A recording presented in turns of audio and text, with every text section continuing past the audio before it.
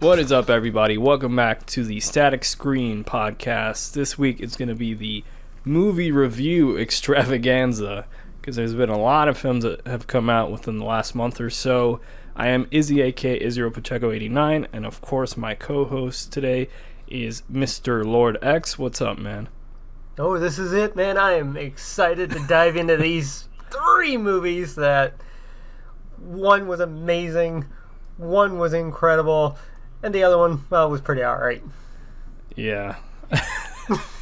But, yeah, a lot of good stuff. We're kicking into the, summer movie season now, so it's going to be a lot of stuff for a while, for the next couple months. So, yeah, I guess we could dive right into it. The first section of the show, we're going to talk about Jungle Book.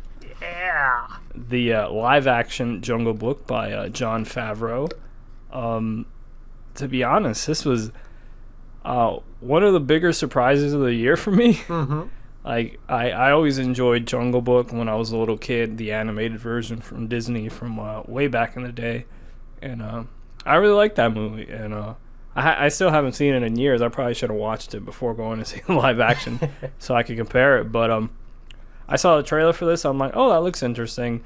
And my mom, like, she would watch the movie with me when I was a little kid. So I was like, I figured, yeah, let me call up my mom and see if she wants to go see this. So I took her to see this movie, and she loved it. Like, she was singing all the tunes because there are some tunes from the original. I wanna be like you. Yeah, there's, and they don't use it too often, but it's done perfectly in the scenes. But overall, I was really impressed with this movie. The CGI was really impressive for all the animals and the way that their mouths moves, and it didn't look stupid.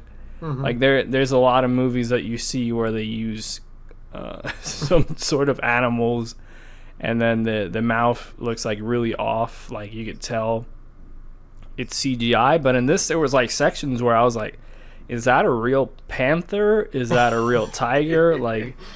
There was a lot of sections in this movie that I was like, wow, they did a really good job, and it ended up being, from what I've heard, it is different to the original Jungle Book. It strays a little bit, but the adaptation was fantastic, and now it has me excited to see what they do with the the Beauty and the Beast live action movie, Aladdin, and all the movies coming down the line. But I'll kick it over to you. What were your thoughts about Jungle Book? Going into it, I think we had talked about it on shows beforehand, but I was really, really looking forward to the movie, and it didn't disappoint at all. Like you were saying, the CGI is probably some of the best I've ever seen, and it was just an amazing experience in IMAX as well. Like getting that kind of 3D was really, really cool, and that doesn't happen very often. I mean, even the third movie we're going to talk about, which I absolutely loved, CGI, the effects in 3D didn't really matter that much, but for this it really did. It was one of those movies where it really enhanced it. Yeah, I love it. And the acting, oh my god, Bill Murray as Baloo, what's his name as the Panther, Ben Kingsley. Idris Elba as Shere Khan, yeah, he was terrifying. Yeah, there were moments in that too which were dark as fuck.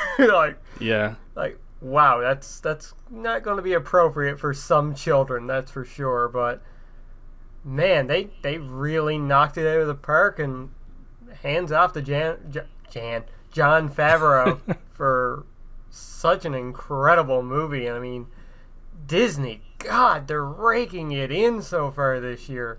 This, Zootopia, Civil War, so far Disney has not done any wrong this year.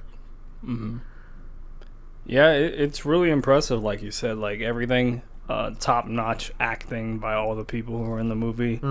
I know a lot of people have said maybe one of the weaker points is the child actor who plays Mowgli. I disagree. But I thought he was good. I didn't think he was, bad. I listened to some podcasts and watched some videos of reviews of the movie and they criticize the actor, but I thought he did really well, especially when he's acting with blue screen characters. Like, yeah, and he's the only real thing in the movie. And it's his first time ever like doing a movie, so that's damn impressive for what he did. Yeah, and like legit, he's the only like real thing in the movie. Yeah, there are some sets, of course, that they created because I saw some behind the scenes stuff that were real, but a lot of it was CG, especially the characters. They were all CG, so working with that and for this being his first motion picture, I think he did a really good job. So hats off to him. Yep. So yeah, this is definitely a movie. Like you said, it might not be great for like super young kids because it is violent at some points, but it isn't incredibly dark. It isn't like Batman v Superman dark. No. And it does have some lighter points, like we were talking about. All the sing-along stuff was really well done. Speaking of that, man, who knew Christopher Walken could sing so good?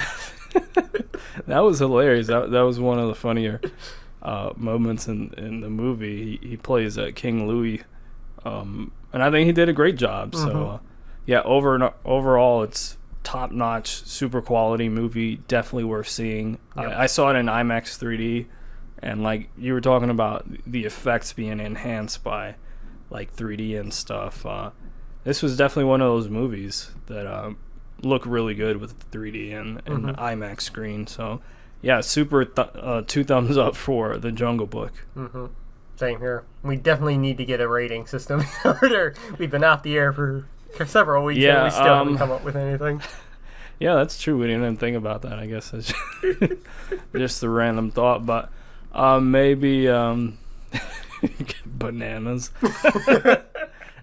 5 bananas out of 5 bananas. But yeah, I'd say definitely worth watching in the theater, definitely worth purchasing. Yep. So moving on to the next movie here on our list. Probably the biggest disappointment for me after Batman v Superman this year. And that is the Ratchet and Clank movie. I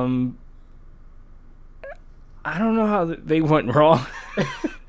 Like, this kind of felt bulletproof to me. Like, this idea of them creating a Ratchet and Clank movie.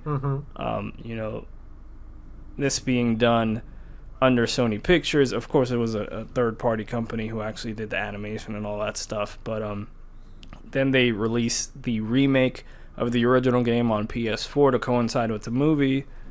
So there was like good synergy there, and then this movie just completely bombed, and it wasn't very good. Like, I watched it in 3D, and the 3D was pretty good, I have to say, and the cinematics, like the actual CG was done well, because it's like the same CG that they use in the game. That's kind of a problem, because there's a lot of scenes that are in the game that are in the movie, and it's kind of like you got to play the game and watch the movie to get like the full experience, because there was portions of the stuff that's in the movie that's not in the game at all. So it just kind of felt strange how they handled that, and some of the jokes were funny, some of them felt flat. Like, nothing really caught my attention too much. Like, there wasn't anything that stood out for me. It was very, very mediocre. That's what I could say about this movie. Like, I left the theater disappointed. Like, I wasn't like happy. I was like, I'd rather just go home and play the game. Like, to be honest, maybe that's the issue with this type of movie, especially Ratchet and Clank, that has such, super crazy weapons, and pretty much most of that was not in the movie. And that's something like you see in the games, and it's super fun to play, and using all these crazy weapons. And like I think I posted on Twitter, I'm like, it's much more fun to play the game than to watch the movie. That's kind of my 2 cents on Ratchet and Clank. So what were your thoughts of the movie? I thought it was all right, personally. Like, unlike yourself, when I came into the theater, I really wasn't disappointed. I was like, yeah, that's kind of what I expected. It's not a movie I'm going to say, oh yeah, you need to go to the theater and watch this You gotta do it. More like, you can wait for a release on DVD and Blu-ray, maybe pick it up then, or wait for the inevitable Netflix or Hulu release and watch it on there. Yeah. But overall, I thought it was fine. The animation was good. The story was, well, what it was, what I expected. Like you said, like it is a remake of the very first game. So, yeah, overall, I thought it was fine. There were some neat little Easter eggs they put in there. Like the original cool. PlayStation sound loading up. There was like a little picture of Daxter and Sly Cooper in there. Yeah. Little nods like that were fun. And, yeah, just overall, I thought it was all right. The actors did a fine job, I thought. I mean, you had the original actors for Ratchet and Clank in there. Sylvester Stallone was in the movie. As one of the villains. It was weird. Yeah. Like you said, Ratchet and Clank were the voice actors that were in the game, and then like all the characters around them were like movie stars. Yeah, they were like John they had Goodman, some good talent and Sylvester Stallone. It was weird. It's like, why did? And then at the same time, they didn't really promote the movie. Like, I didn't even know Sylvester Stallone was in this until I heard his voice. I'm like, is that Sylvester Stallone? And then I saw at the end credits, okay, yeah, it was Sylvester Stallone, but it just felt weird. Like, I felt like kind of half-assed to me. That's what I felt. I know you enjoyed it, but I enjoyed it overall. But to be honest, by the end, I was kind of falling asleep. Like, I was like, it's just weird. I'd have to say I think anything. this definitely falls under the rating of it's just a movie, but yeah, I'd say go buy the game. Like, don't even buy the movie. Don't buy the DVD. Don't waste your time. Go buy the game. A lot of the movie is in the game regardless. You'll have a lot more fun. The jokes are better in the game, to be honest. Like, the jokes in the writing is better in the game than it is in the movie. I had, high hopes for this, but I guess maybe that's why Sony didn't really promote it themselves that much, because they didn't think they had something here. Probably, yeah. So Sly Cooper movie, I doubt that's going to happen now, or unless they release a happen, game. It's going to be a direct-to-DVD thing like the Heavenly Sword movie. Yeah, or release it like bundled in with the game or something. Like, that kind of would have made more sense. Like, release the Ratchet and Clank remake game and then bundle in a Blu-ray of the movie. Yeah. Maybe, but this movie, like we were talking about, it bombed. Like, there was barely anybody in the theater at all for it.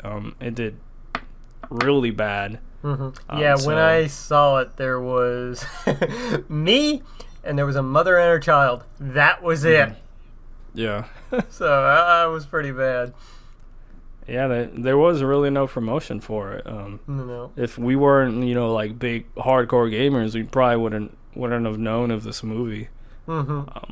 Which is a shame, because this is one of the first movie of the year that's, a video game adaptation. We got Warcraft coming up, within the next few months, and then Angry we got Birds.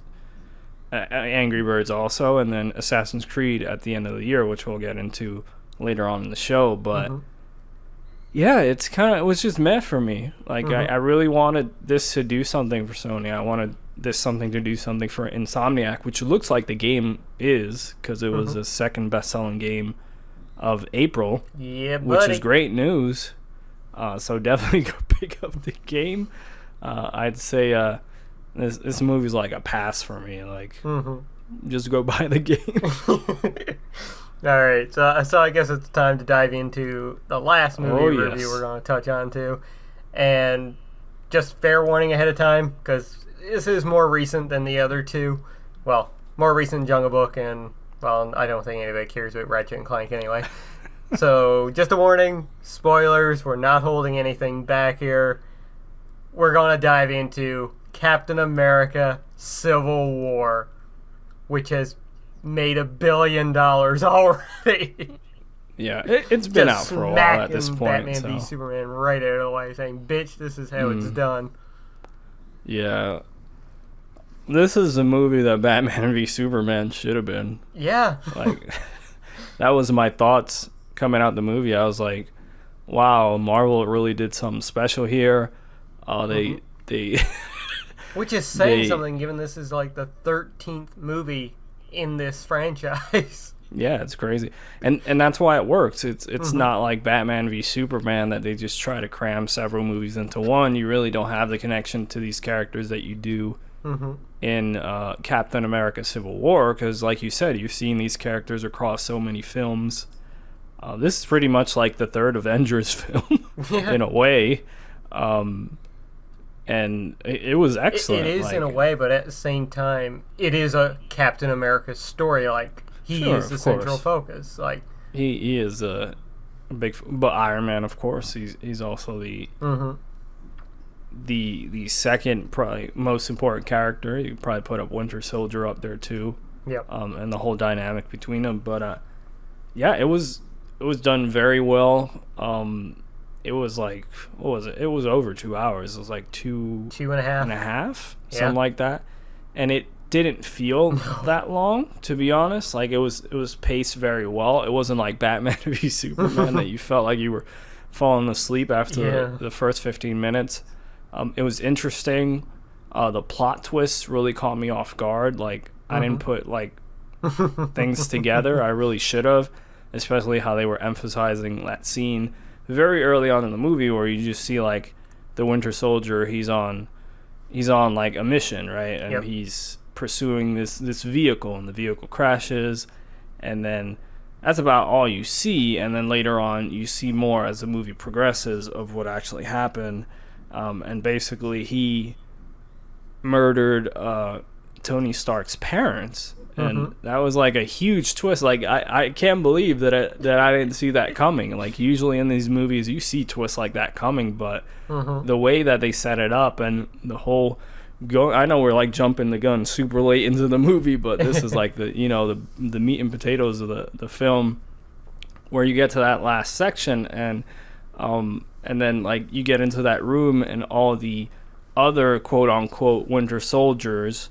that you thought were going to be the characters that Bucky, Cap, and Iron Man were going to fight at the end of the film, they're all dead. They got shot in the head by the main villain, and then he shows that video of the Winter Soldier killing Iron Man's parents, and that was pretty crazy. And then I think the line from Tony Stark was like, "Son of a bitch killed my mom," or something like that. It was well, Cap had been stressing through the entire battle with Iron Man's like, he didn't know, like, it wasn't him. Hydra had him controlled, Tony. Yeah. And Tony's just like, I don't care. He killed my mom.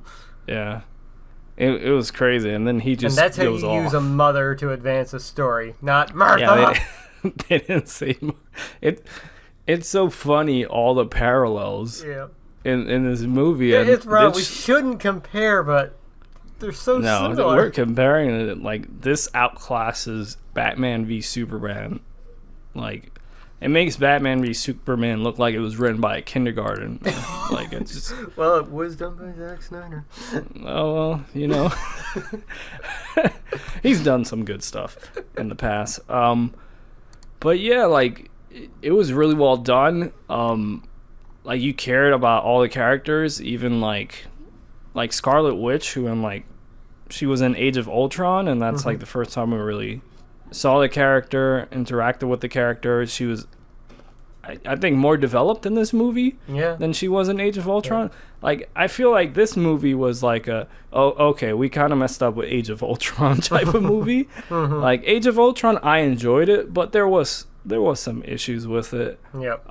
But this one, I don't see any like major flaws or major plot points. Yeah. There were no characters that were like, they were shoehorned in. Everybody like got a development into it. Like, even Hawkeye, who's barely in the movie.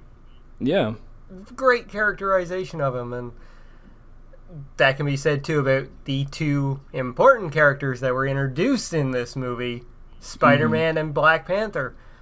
I mean, we've had 5 Spider-Man movies, and, you know, there's been ups and downs, good and extremely horrible, but Marvel did in this one movie in 2 scenes what those 5 other movies couldn't do, and that was basically give us a definitive Spider-Man, where you connect with the character so fast, We don't need to learn his origin story, which bravo to them for not doing that. Like, there's one scene, like, with him and Tony in that room where Tony asks him, why are you doing this? And he tells why without going into specifics, and you're like, that's Spider-Man. Like, that's why he's doing this. Yes, we know Uncle Ben has died without him even saying it. It's masterfully done the way they introduced him. And Black Panther into the movie, we still have to wait till 2018 for the Black Panther movie. Yeah, February 2018. But this movie gave us a Black Panther origin story, essentially, in one movie, where he had such a great arc where you see him as a prince, his father dies, he gets filled with vengeance, and by the end of it, he realizes, I can't let this control me, like, I have to be better. Just masterfully done with all of the characters in this film. And Vision, too. I mean, Vision in a sweater. Bravo. Like, that was awesome.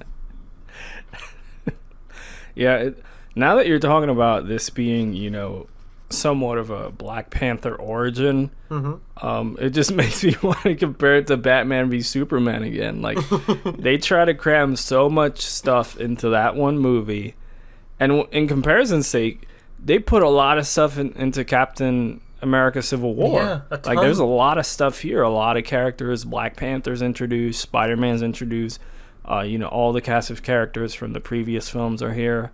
Except, you know, like Thor and Hulk, which they reference and basically say they don't know where they're at right now. Yeah. Which I thought was kind of a cool nod, but it was done. It was well paced. It was done well. It wasn't shoehorned in. It wasn't Tony Stark opening a bunch of video files on his computer and he sees the Black Panther logo or the Spider-Man logo. It wasn't that. Like, back to Spider-Man, that kid was super funny. Like, all those scenes. I like that Aunt May is in, like, a very old lady. They even make like fun of that. Like, Tony starts, like, are all hands that hot? He starts hitting on Aunt May, which was hilarious. I can't wait to see the dynamics in the actual Spider-Man Homecoming movie, because we know that Tony Stark is going to be in a lot of that movie. That's the thing, too, like, before this, we're like, another Spider-Man movie. Yeah, that's going to be a downer. After this, it's like, yes, give us the Spider-Man movie. We're excited again. Yeah, another Spider-Man. All the little quips back and forth between Tony Stark and Peter Parker, like, the chemistry was fantastic. I really like that scene with Tony. He grabs like a pole or something and then hits the ceiling and the suit falls down. I couldn't stop laughing. It was all those little things that happened like that throughout, you know, those scenes. And the way they introduced it, like, they were trying to, you know, gain team members for this big battle that they're about to have when Tony's going to find Captain America. And he's like, oh yeah, I know somebody. And then they put Queens up into the you know, the screen, and everybody starts cheering. Like, that moment was really cool. And then you see him, like, he's just a kid. Like, it isn't Tobey Maguire, 35-year-old Spider-Man. Like, it's Spider-Man like, the way he's a kid. Be. But it's done really well. Later on, when he puts on the actual suit, it's freaking hilarious. Like, all the lines, like, you could tell, like, he hasn't been in a lot of fights. Yeah. So and he's around he looks that are established, and he's like, yeah, he looks up to them basically. Like, he doesn't really want to hurt them. Like, it's almost like Spider-Man in this movie is taking the role of the audience, where like Agent like Coulson was in the first Avengers movie. That's Spider-Man here. Yeah. It was really cool, like, how he was handled. Black Panther was handled a lot better than I thought he would. Like, Spider-Man definitely stole the show, but Black Panther was done really well, too. Yep. His suit's badass, like, all the action sequences that they had. So do you like cats? It's really badass. All the stuff that they did with Black Panther, and it was just, like, overall, like, it was very super well paced. Like, it made sense. Like, you could see both sides of the argument, because it's, you know, Captain America versus Iron Man. Like that's been the whole marketing campaign, like Batman v Superman. And they did that extremely well in the movie, where you understand both of their stances. I mean, Tony talking with that woman whose son had been killed in Sokovia. Yeah. And because of, like, the previous Iron Man movies, we know he can, like, change his thought process. Like the first one, he saw his weapons being used. He disbanded his weapons segment. Here, he see people dying, so he's like, well, yeah, we gotta change. And Cap's the other way, where it's like, we need our freedom. Where, you know, if you look at the characters, Cap should be on the government's side, but he looks at the bigger picture, where he wants to be a hero and help people, and not be, like, controlled in any way. Yeah, he essentially doesn't want to get like used by the government for a certain mission, or for being a certain prevented agenda from helping somebody. It was just done really well, like, and all the characters, like, you cared about everybody in this movie, and it's because it had that lineage of all those Marvel films since, what was it, when did the original Iron Man come out? 2007, 8, something like that. 2008, yeah. So ever since that film, pretty much, like, they've been building this universe over 8 years, and they've done it really well. So that they had a great payoff with this movie, and it's interesting to see where they go from here, because everybody goes in different directions. And seems like we're going to get Captain America and the Secret Avengers moving forward. Yeah, because with that end credit scene, like, you see Captain America is in Wakanda with a Black Panther and his, like, secret fortress, which that was the only thing in the movie that was, like, really, like, the secret fortress. That's not with really a giant Black Panther right in front. That's not really a secret fortress. That's actually like probably the government building of Wakanda. It is a nation in a jungle, essentially. Huh. Okay, I'm not as familiar with the history of the Black Panther, but I just found that funny. It's like this giant Black Panther. Maybe because it kind of makes sense, because he was saying basically that Black Panther has become like an icon throughout the generations for his people. Yep. So for them to have that icon there, it kind of makes sense then, in that respect.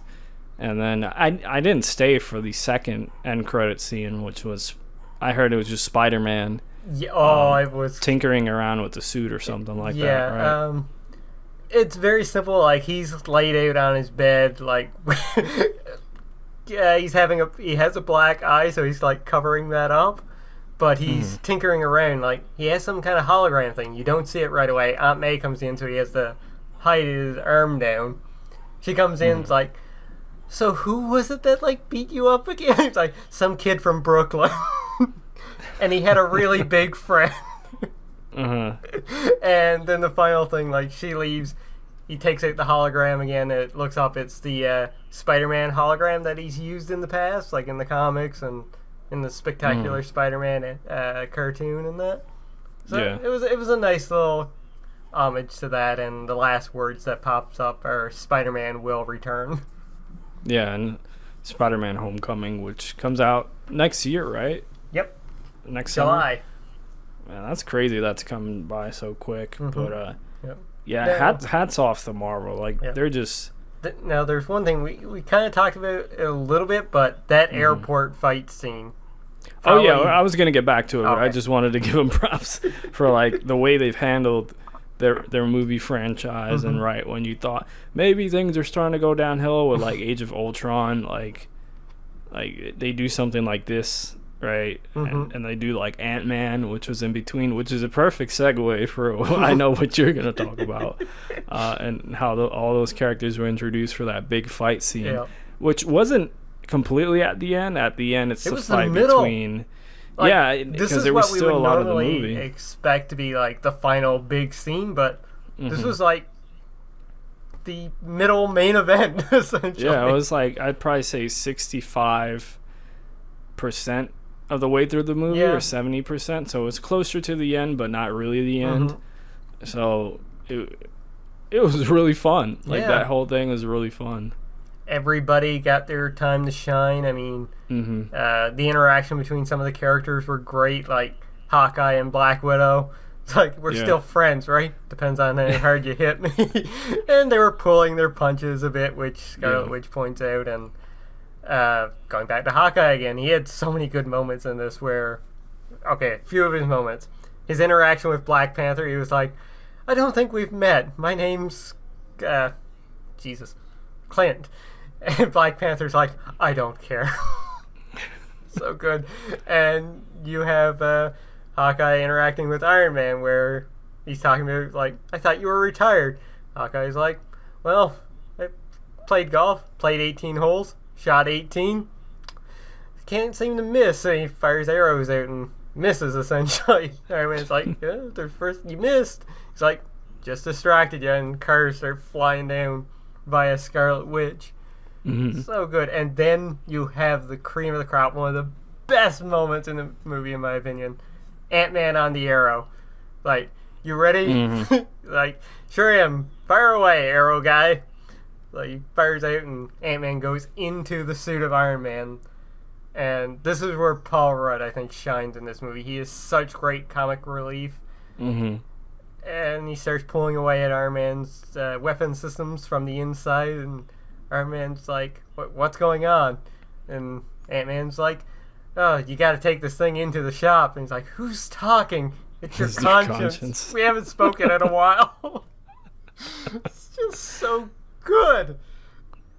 And then, well, fuck it. Let's get right into it right now. The battle is starting to turn. Cap and Bucky, they need to get to the Quinjet. The rest of them point out, like, yeah, you guys go. The rest of us, we have to lose this fight in order for you get to win it. Yeah. And we need a distraction.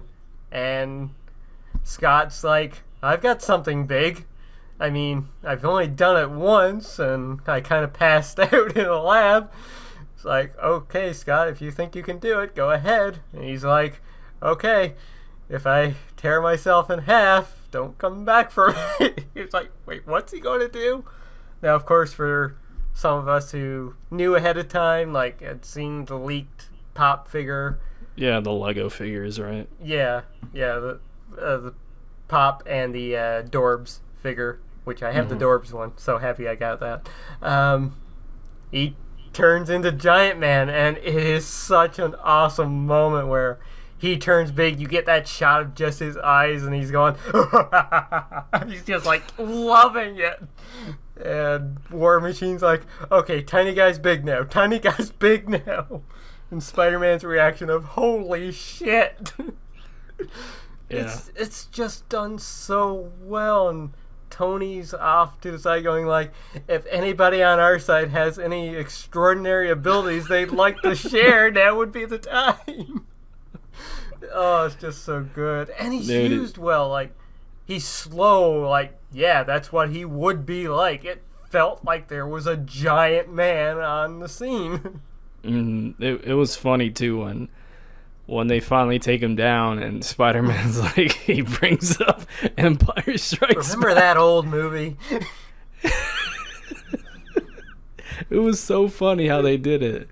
He brings up the whole AT-AT scene from Empire Strikes Back, and he basically does that to Giant Man's feet with his web. It was excellent, man. Like, that reference was hilarious.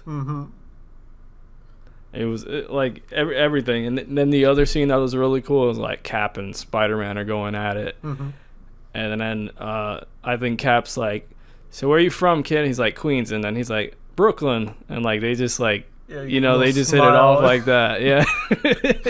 Like they got that New York, like they were both from New York, but at the same time, like they got that little rivalry going between the boroughs. So it was done super well. Yeah. Like, and then the other moment with Spider-Man and Captain America, where Captain America like throws his shield, comes back to him, Spider-Man's like, that thing really breaks the laws of physics. Yeah, all these little lines, like the writing was excellent. Like everything made sense in this movie. It wasn't like Batman v Superman that you could just, like, you could fit a bus through all the plot holes in that movie. But like this, it was tight. It was condensed. It was still 2.5 hours, but it didn't feel that long. It was paced very well. Yep. It made sense, like, at the beginning. Like, of course, they already had all the issues in Sokovia and then New York, DC, all that. But then, like, the main reason at the beginning was because that, like, business building got destroyed. And when Crossbones blew himself up, which I'm kind of sad that they killed off Crossbones this quickly, but okay. Yeah, but I'd say definitely go see this. This is still in theaters. Yep, I've seen it 3 times. Definitely go watching it. I've only seen it once. I might go watch it again. I'm definitely buying it when it comes out. It's up there with, like, Deadpool as, like, the best comic book movies this year so far. Super enjoyable. It's grittier than other Marvel movies, but not dark like Batman v Superman. Yeah. Like, not at the point where, like, oh my god, this is so gloomy. Like, there's dark parts in the movie for sure, but there's always that comic relief. Like, whether it's with Spider-Man or Ant-Man or Tony Stark, being Tony Stark. Super well done. Hats off to them. Indeed. And the one thing we didn't cover here yet is the villain of the movie. Baron Zemo, even though he's not a Baron in this movie. Helmet Zemo. A lot of people were, like, kind of criticizing him as being, like, a weak point of the movie beforehand, but I thought he was excellent. He was the villain this movie needed. He didn't have superpowers. He didn't have, like, an insane takeover plan. All his plan was to destroy the Avengers from the inside, and essentially he did it by the end of the movie. Like, I mean, we have that one scene at the end where he's in his jail cell and Martin Freeman's character is talking to him. It's like, so how does it feel to have failed? And he's like, did I? Which he really didn't. He was actually successful. And I really liked his characterization in this movie. And moving forward, I hope he comes back at some point to be a villain again. I think that would be really cool. Yeah, he was done really well. Like, you got his motivation by the end of the film. He just wanted to tear the group apart from the inside. And you kind of felt sorry for him as well. I mean, yeah, because of what happened to him, And we see that from Black Panther in the final scene between the two of them, where T'Challa's ready to kill him, but doesn't after, like, seeing what he's become, right? So, yes, it's just so well done. Like, top to bottom, this movie is just excellent. And quite honestly, it's going to be hard to top this movie for the rest of the year. It really is. Yeah, because what we got coming up, we got X-Men coming out within the next week or so. Angry Birds. It's not going to be a contender. We got Independence Day, Suicide Squad. We got Warcraft. Doctor Strange at the end of the year. It's going to be hard to top, probably, because it was done very well. I'd probably say, like, this and Deadpool alongside, I'm trying to think, Cloverfield Lane. Like, those are probably some of the best movies of the year so far that I have seen and Jungle Book. But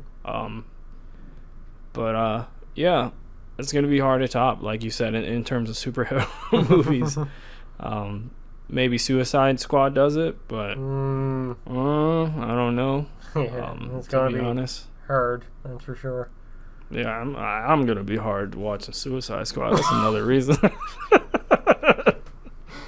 Oh, you had to get it in. That's a transition.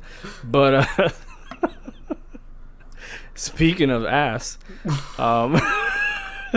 that's gotta be the worst transition I've ever made.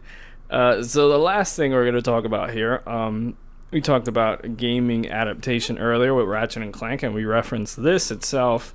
That is the upcoming Assassin's Creed movie. It's coming out in December. I believe it's a week after Rogue One. Something like that, yeah. Or a week before. It's around Rogue One. It's going to get crushed by Rogue One. Unless they do a very good job marketing it. So we're going to discuss the first trailer for Assassin's Creed, the live-action film adaptation of the popular Ubisoft series. I've been a fan of this series since the beginning, but it's kind of waned within the last few years. I know you've enjoyed some games here or there, right? Yep. I enjoyed everything up till Brotherhood. 3 was meh. I barely played 4. Yeah. I haven't touched Unity or Syndicate. I'm kind of tempted to get Syndicate now, especially after seeing this trailer. It made me want to play Assassin's Creed. Maybe that's not. I can maybe wait it's for Ratchet and Clank drop. all over again. Yeah, I'm waiting for it to go like on a PSN sale for like $20 or something. But yeah, I thought it was strange that like every trailer now has to use a Kanye West song for some reason. Like I used to really like Kanye West. Like I used to be a huge fan, but within the last year or so, I've really stopped following him. Like he dropped the album, I didn't care. Like he's become so arrogant, so annoying that it's just, So whenever I hear it, like I don't even like this Kanye West song. Like they didn't even pick a good one. Like, and it's weird like how they used it. Like this is from his album Jesus, which is probably like his worst album. That album was trash. And they used it in this. I'm like, you really couldn't have picked something else. Like, it just felt kind of, it didn't fit the movie. Especially with like the way the movie's, the song is produced. If I'm not mistaken, I think Daft Punk did the beat or something like that. I know they worked on him with this album, but the album was trash anyway. I like Daft Punk, but whatever. The production was off for this, but that just kind of threw me off the experience right away. Yeah, like same here. If you would have turned off the Kanye song and I would have just seen the visuals, I would have been like, that looks interesting. And that's once I muted Kanye, I'm like, okay, that does look interesting. Yeah, just look up the trailer with the fixed music. It's so oh, they much have better. one? Oh yeah, it's like people on the internet is putting like themes from Assassin's Creed into the trailer, and that would have made so perfect much sense. better. Yeah, it just the Kanye. Maybe they just want to do because he's a hip thing now, or I don't know. Like other movies have done it well, like Wolf of Wall Street. Like they use a Kanye song, and I think it worked perfect for that trailer. But this, like, it just didn't work. But the visuals looked interesting. The Animus is very different to the Animus in the game. The Animus in the game, like you sit down or more like lay down in it, and it connects to you. This, it seems like it's something like a robotic, I don't know, hand or something robotic that can move along, I guess, because if you're in that world, you can move alongside and do whatever movements, and then you could jump down side to side. They'll probably explain that in the movie. So I didn't hate that. I thought it was an interesting take on the Animus. I probably would have preferred if they had like the traditional Animus at first and then they show this later on in the movie. Maybe that's what happens. We don't really know. And then they show like an upgraded Animus. What we've heard so far, this has nothing to do with any of the characters in the Assassin's Creed universe within the games. Which is probably a very good thing. So yeah, it'll be interesting. And to be honest, after I got over the Kanye West song sample, I was like, okay, I'm excited. I want to check this out. And then news broke that the film is going to be 65% in modern day, 35% in like, what was it, Spain and like the Spanish Inquisition. Spanish Inquisition, during the Spanish Inquisition. So that kind of took that was like a punch to the gut. I was like, if anything, it should be the other way around. It really should. And it's funny because I'm one of the few people that actually enjoyed the stuff outside the Animus, within the early games, right? Like, it was interesting. I wanted to see what's going to happen, and then it just got really crazy. I feel like Revelations in 3 and, like, the whole, like, gods and all this stuff started going crazy. And then in 4, they pulled that back. Like, they just pretty much put you into the Animus, and then they use some of those concepts in the latest one, Syndicate. I heard that's, like, why one of the endings, the ending for the game was so panned, but what were your thoughts overall about the trailer and the direction they're going with this movie? Like yourself, outside of the music, yeah, I thought it looked pretty good, actually. I kind of liked the style and the visuals they were going for, especially that little end part where you see him do the leap of faith off the top of a very, very tall building, which I'm very interested to see him land into a bale of hay and not break his spine. Like, that's going to be one of those things where it's like, yeah, that kind of works in a video game. Movie, not so much. We'll see what I was waiting for them to show the hay or something, but we'll see. Trailer like ends, and then like the last little cutaway scene is just like a guy going by with a bale of hay. Yeah, and he pops out of it.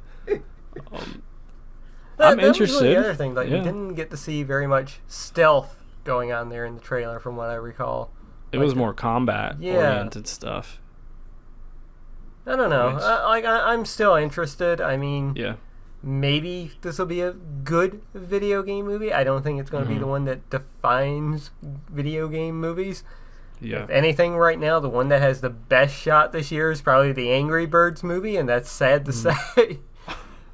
But I am more interested in the Warcraft movie after seeing the trailer prior to watching Captain America. Yeah. But, going back to the Assassin's Creed one, it's going to be interesting. That's pretty much all I can say right now. I'm interested. Yeah, I'm going to go see this when it comes out sometime in December. Usually there's not a lot of movies that come out during that time. Unfortunately, it's going up against Star Wars Rogue One, which looks like it's going to be phenomenal. Oh, yeah. So it's got that going against it. It's kind of weird that they decided to put that date so close to Rogue One. I don't know how it's going to perform. It seems like they're going to promote it pretty well, especially with dropping the trailer now, and all the marketing campaigns probably going to start to ramp up. I'm really interested to see what they do, because the Assassin's Creed universe is definitely interesting. That, like I said, it kind of threw me off that they're going to do a lot of modern day stuff instead of the older stuff, which was strange. But maybe that's just for this movie, because they're setting up the world, they're setting up the characters, they're setting up the universe and like the boundaries before going into like the Animus. But yeah, that's disappointing. We'll see. I like Fassbender as an actor. Like, I liked. Yeah, I'm sure he's gonna be great into it. Most of the movies that he's done. I'm interested to see if they tie it into any of the games, even if they've said that they won't. Like, maybe you see somebody from the games or something, or some reference, a reference to like Altair or Ezio or whoever it may be. I can't wait to see the glitches. See the Animus like cracking. I actually want to see that. Like, I want to see that actually happening, like loading up the Animus, and it's gonna be interesting. Like, I'm down to see it, even with the things going against the Kanye West song and the percentage of modern day versus the past. I'm still interested to see it. We've already had one meh movie, Ratchet and Clank. Angry Birds, I'm not gonna watch Angry Birds. Warcraft will be the next one up for me that I'll check out. Comes out what, June, July? June. Okay, that's closer than I thought. I'll probably check that out, especially like you said, after the second trailer that they played before Captain America Civil War. It looks interesting. I'll probably see. I don't think I'm going to see it in 3D, because every time I see that trailer in 3D, it like throws me off, like really bad. When you see it like in 2D, it looks fine, but 3D for some reason, I guess because the characters like.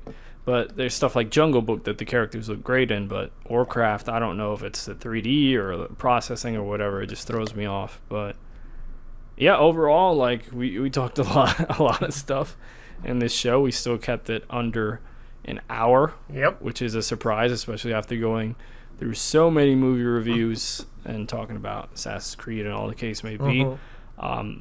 X-Men comes out within the next week. I'm sure we'll do some sort of discussion, probably closer to the release of the film. Yeah. That way it'll be fresher on our minds. So look forward within the next week or so. Hopefully we get back together for another Static Screen episode. Maybe talk about some other trailers that dropped or whatever the case may be. For Lord X, I'm Izzy, aka Israel Pacheco 89, and we'll see you next week.